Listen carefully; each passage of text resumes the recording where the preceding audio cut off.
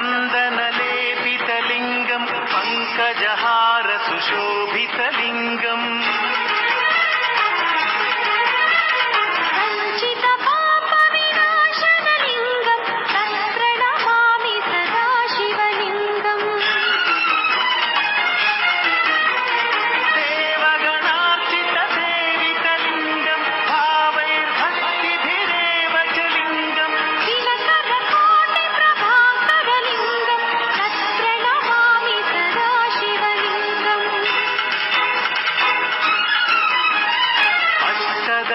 परिवेष्टितलिङ्गं सर्वसमुद्भवकारणलिङ्गम्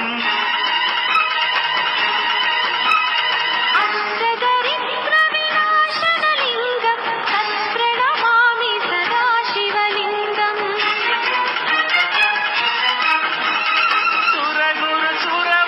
सुरगुरुसुरवरपूजितलिङ्गं सुरवनपुष्पसदार्चितलिङ्गं परमपदपरमात्मकलिङ्गं तत्प्रणमामि सदा शिवलिङ्गम् लिङ्गाष्टकमिदं पुण्यं यः पठेच्छिवसन्निधौ शिवलोकमवाप्नोति शिवेन सह मोदति।